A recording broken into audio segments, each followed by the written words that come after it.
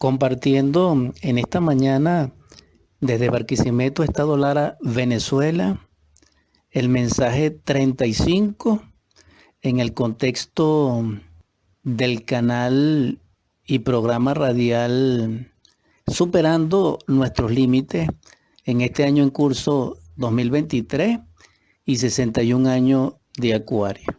En el nombre del Cristo, en su gracia infinita, en su misericordia, que la paz de Él más profunda reine en nuestros corazones, en nuestros espíritus, para que seamos partícipes de la luz y en ella y con ella, que nuestra vida sea plena y próspera. Amén. Nuestra vida en sí está paradójicamente rodeada de incertidumbre, de incógnitas y también de develación, porque la naturaleza en sí, como manifestación de Dios o como creación de Él, expresa, señala y manifiesta lo que es en sí la esencia, la voluntad, el pensamiento y la conciencia divina o de Dios en su deidad. Por eso lo confirma Pedro cuando habla al respecto. Es decir, lo invisible está contenido en lo visible y nosotros podemos extraerla a través del don de la interpretación, de la exégesis, de la hermenéutica o de la analogía conscientemente. Esto pertenece a los misterios divinos, al sacerdocio de la ciencia pura. En todo caso, el mayor enigma es el enigma del hombre. Es el enigma de nosotros mismos, pues los otros enigmas pertenecen al aspecto exterior de la vida con respecto a nosotros, porque en sí la vida es íntegra, holística, absoluta.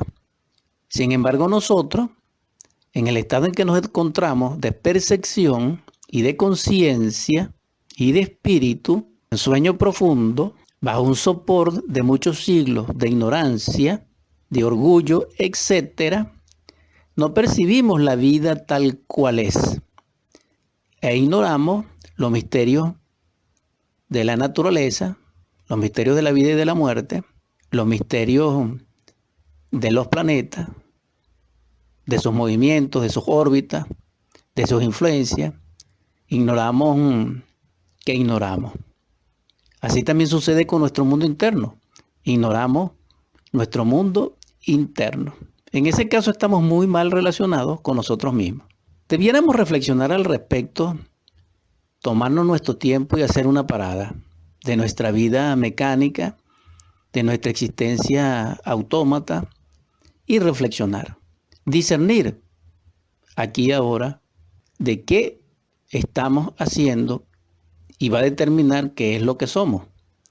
Porque el hombre en sí, o la vida del hombre, en este caso del humanoide, se expresa y está contenida en su obra.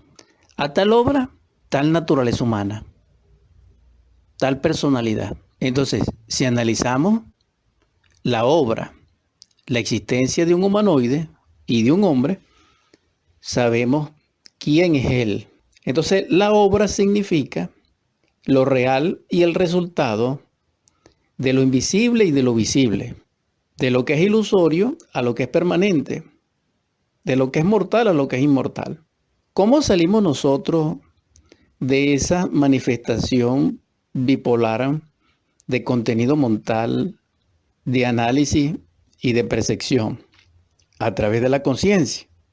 Cuando ella despierta, ella percibe sin contrastes, sin comparaciones, sin reconocimiento, sin racionalidad, sino directamente. Porque ella posee el sentido instintivo de percepción de las verdades cósmicas y de la intuición. Entonces analicemos nuestra obra, nuestro día a día, nuestro instante en instante, para saber qué es lo que somos. No presumamos más de lo que somos, sino vamos a investigar, a averiguar, a estudiar qué es lo que somos. Esa es la propuesta en esta mañana. Y esa propuesta es interesante porque nos coloca como proyecto mismo de nuestra vida. Nos antepone o nos enfrenta como propósito de nuestra propia vida. O en otras palabras, nos hace ser el norte de nuestra propia vida con sus propias coordenadas. ¿Cuál es la naturaleza de nuestros pensamientos? ¿Cuáles son las sensaciones de nuestras emociones y sentimientos? ¿Por qué tenemos deseos de comer insatisfactoriamente, insaciablemente? ¿Por qué soñamos lo que soñamos?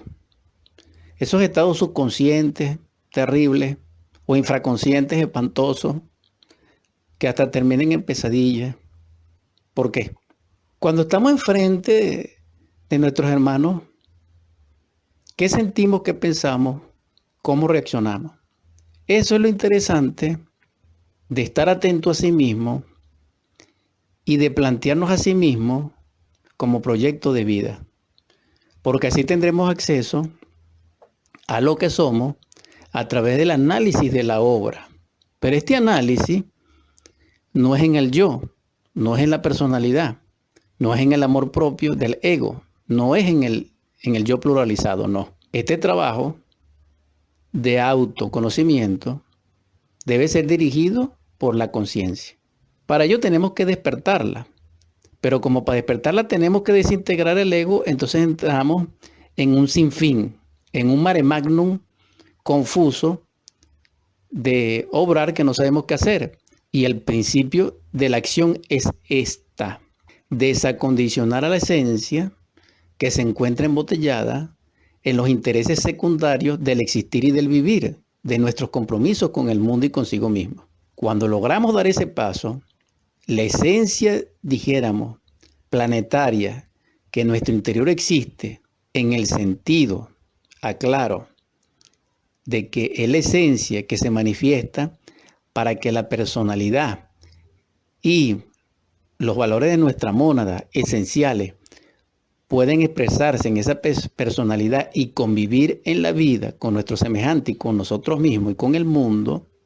Cuando ella queda libre de los intereses de ese mundo con respecto a nosotros en el vínculo de acción, entonces ella tiene el poder, la facultad, la cognición de ejercer el autodominio, de ejercer la autocrítica, de ejercer el autojuicio interno, de ejercer la sensatez, de ejercer el discernimiento, para que nosotros podamos psicoanalizarnos, para nosotros podamos discernir nuestro propio estado, para ver la obra que realizamos como resultado en el mundo vivencial, social, externo, y en esa obra nosotros valoramos, evaluamos lo que somos. ¿Por qué? Porque el hombre es lo que es sus obras, sus actos, sus hechos. Si sus hechos son luminosos, llenos de amor, de luz, de bondad, así es su mundo interno. Pero si sus hechos, su obrar es malvado, perverso, degenerado, así es su mundo interno. La exhortación esta mañana para la audiencia es considerar vuestro estado interior aquí y ahora.